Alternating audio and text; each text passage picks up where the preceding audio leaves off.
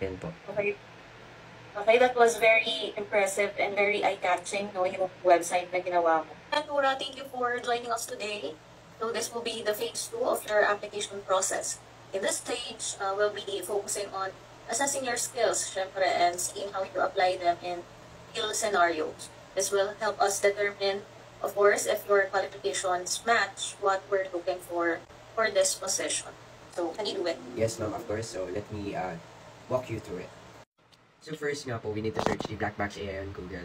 Then, after that, we need to go to its website. Then, kailangan po natin siyang pagawain ng prompt para doon sa website project natin. So, yan, for example, perfume green store nga po yung napindot ko. Yung pinapagawa ko. So, gawin po natin siyang 3D. So, maganda po yung visual niya sa mga customers.